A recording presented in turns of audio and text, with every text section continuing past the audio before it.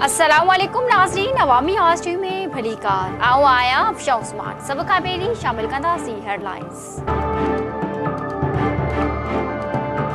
कौमी असम्बली में मुखालिफ दुरगवार सैयद खुर्शीद शाह चयो चूंडल नुमाइंदनि जो कम रुगो वोट वठण न पर वादा पूरा करणो आहे। हुकूमत के मौक़िफ़ ॾियण बासननि हर एक्शन कानूनी ऐं सियासी आहे। मथन इल्ज़ाम लॻाईंदड़ अॻु बसननि गिरेबान में ॾिसनि। मीरपुर ख़ास जी दहशतगर्दी टोल अदालत में हाई प्रोफाइल केस जी ॿुधणी। अदालत ॾोह साबित न थियण ते 14 पुलिस ऑफिसरनि खे आज़ाद करे छॾियो। खोड़ा वेझो ॻोठ दिलावर हुजण ते पुलिस जो छापो। बांधी बणायल औरत मसमास सुमैरा ॿारनि समेत बाज़ियाब। पुलिस चयो आहे त औरत ऐं संदसि ॿारनि खे अदालत में पेश कयो वेंदो। लाड़काणे पीपल्स पार्टी जाल जो चोरी थियल चिंची वापस न थियण ख़िलाफ़ ॿारनि समेत प्रेस क्लब आॾो एहतजाजी मुज़ाहिरो। नज़र भट्टी जो चवणो त शहीद ज़ुल्फ़िकार अली भुट्टो जी वरसी ॾहाड़े संदसि चिंची गुम थी वई, जेका अञा ताईं वापसि नाहे कराए वई। जेका वापसि कराए बचनि खे बुख ऐं बदहाली खां बचाए वञे। नवाबशाह भरिसां मशहूर मल पहलवान ख़ादिम हुसैन रंद जी पहिरीं वरसी मल्हाई वई। ज़िले मल एसोसिएशन तरफ़ां मलाखड़े जा मुक़ाबला कराया विया। नजब शाह इरफानी लकामान लुंड मुक़ाबला खटे दाद हासिल कयो। बदीन में क़ौमी अवामी तहरीक जो पीपल्स पार्टी जे करप्शन ख़िलाफ़ एहतजाजी मुज़ाहिरो। अॻुवाणी जो चवणु आहे त पीपल्स पार्टी हुकूमत करप्शन जी बाज़ार गरम करे छॾी आहे, जंहिं सबब हर ऑफिस में रिश्वत खां सवाइ को कमु नथो थिए। इन ते ज़ाब्तो न आंदो वियो त एहतजाज जो दाइरो वधाए वेंदो। नाज़रीन, यूं हेडलाइंस, तफ़सीली ख़बरूं हिकु शॉर्ट ब्रेक खां पोइ। ख़बरनि में हिकु दफ़ो ॿीहर भली कार।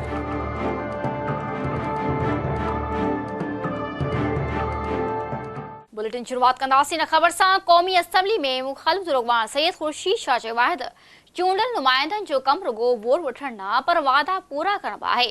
हुकूमत खे मौक़िफ़ ॾियण बसननि हर एक्शन कानूनी ऐं सियासी आहे। मथन इल्ज़ाम लॻाईंदड़ अॻु में सननि गिरेबान में ॾिसनि। सखर में कैंसर अस्पताल जो बुनियाद रखण वारी तकरीब खे ख़िताब कंदे खुर्शीद शाह चयो त पानामा केस में क़तरी ख़त खे रद्द कयो वियो, जे बाद मनी ट्रायल जी ख़बर पइजी वई। हुन चयो त बदकिस्मती आहे त मुल्क जो सरबराह पाण खे जानवर जे फ़ख्र महसूस करे रहियो आहे।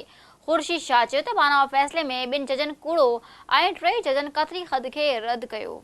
संदसि चयो त परॾेही पॉलिसी नाकाम आहे, परॾेही वज़ीर नाहे, परॾेही वज़ारत बग़ैर फ़ाल आहे। जॾहिं त बिलावल भुट्टो पिणु चई चुको आहे त परॾेही वज़ीर मुक़ररु कयो वञे। क़ौमी असम्बली में मुख़ालिफ अॻवान चयो त लाहौर में आवाम जो पेट कटे मेट्रो ऑरेंज ट्रेन लाइ सब्सिडी ॾिनी वेंदी। दानिश स्कूल आशियाने स्कीमूं काढे वयूं। संदसि चयो त पीपल्स पार्टी नून लीग जे किरंदड़ हुकूमत खे बचायो। संदसि चयो त पीपल्स पार्टी नून लीग जी किरंदड़ हुकूमत खे बचायो। हू कुझु कनि हा त चयो वञे हा त हुकूमत खे हलण न ॾिनो पियो। खुर्शीद शाह चयो त नीलम जहलम सदन दौर जो प्रोजेक्ट आहे।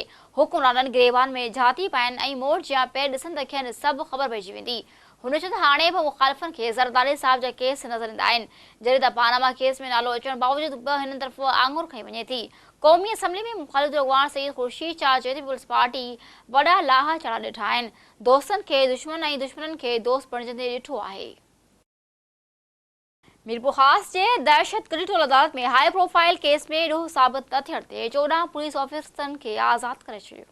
मीरपुर ख़ास जे दहशतगर्दी टोल अदालत में 2015 दौरान सईद अमीन शाह उर्फ मधु शाह तरफ़ां पंहिंजे भाइटे खे अगवा ऐं सहकार घुरण वारी दरख़्वास्त ते ॿुधणी थी। केस में अॻूणो डीएसपी अब्दुल सुभानी खारो, मीर आफ़ताब, SHO आदम अबड़ो ऐं सुहेल मिर्ज़ा, एलकार असलम शाहीन, ज़ुल्फ़िकार, सिद्दीक़ सुमरू, नेक मोहम्मद पठान, मीर जुमन, आबिद पवन ऐं ॿिया नामज़द हुआ। नामज़द में समूरनि 14 पुलिस ऑफिसर्स ऐं एहलकार ज़मानत ते आज़ाद हुआ। मीरपुर ख़ास जी अदालत ॾोह साबित न थियण ते पुलिस ऑफिसर्स खे आज़ाद करे छॾियो।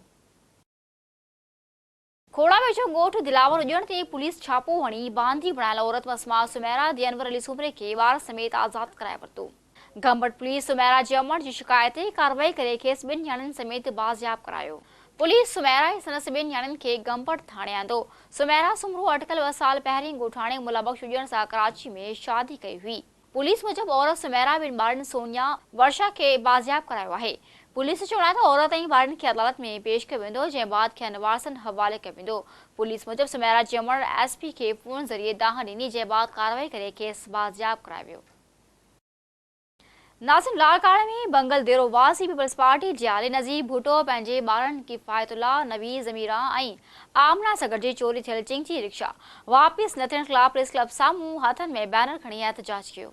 उन मौके ते नज़ीब भुट्टो दाहिंदे चयो त 4 अप्रैल शरीफ ज़ुल्फ़िकार अली भुट्टो जी वरसी ॾहाड़े कारकुननि खे गॾी ख़ुदाबख़्श भुट्टो पहुचण लाइ हिन चिंची रिक्शा हलायूं जेके हिन मज़ार जे VIP पार्किंग में बीहारी हुई जितां इहा गुम थी वियूं।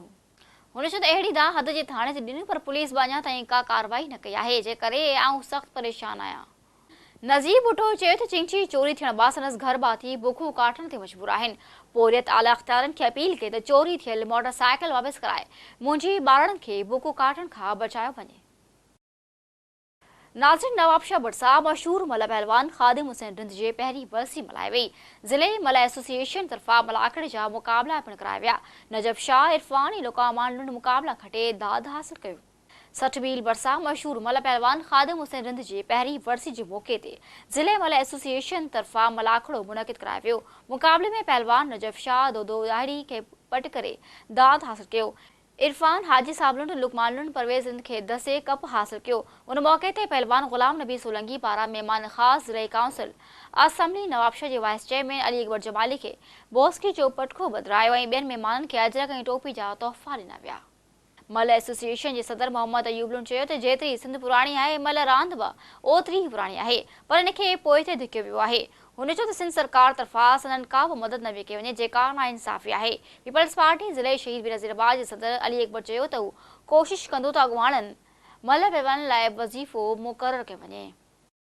बदीन में क़ौमी अवामी तहरीक जो पीपल्स पार्टी जे करप्शन ख़िलाफ़ एहतजाजी मुज़ाहिरो। अॻुवाणनि जो चवणु आहे त पीपल्स पार्टी हुकूमत करप्शन जी बाज़ार गरम करे छॾी आहे। जे सबबि हर ऑफिस में रिश्वत खां सवाइ को कमु नथो थिए। इन ते ज़ाब्तो न आंदो वियो त एहतजाज जो दाइरो वधाए वेंदो।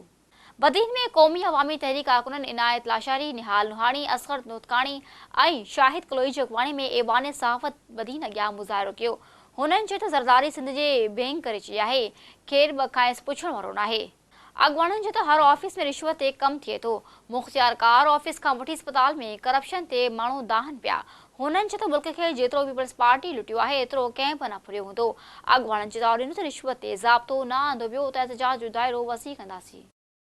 नाज़रीन, नवाबशाह में हिंदू पंचायत जी हलफ़ बरदारी वारी तक़रीब कोठाई वई जंहिंमें अॻुवाणनि जो चवणु हो त हिंदुनि खे अक़लियत सम्झी सनन इबादत गाहनि जी ज़मीननि ते कब्ज़ा कया पिया वञनि जॾहिं त खेनि ॿियनि बहाननि सां पिणु तन करे भॼाइण जी साज़िश कई पई वञे। इन बावजूदि हू पाकिस्तान कॾहिं बि न छॾींदा। मक़ामी शादी हाल में हिंदू पंचायत जी हलफ़ बरदारी जी तक़रीब कोठाई वई। उन मौक़े ते अॻूणे MPA लक्ष्मण दास तक़रीब कंदे चयो त हिंदुनि खे मिनारठी अक़लियत सम्झी मंदरनि जी ज़मीननि ते कब्ज़ा कया विया आहिनि। डॉक्टर राजकुमार चयो त हू नवाबशाह में हिंदुनि जा जेका बि मसइला थींदा आहिनि इहे सुठे नमूने हल कराईंदा।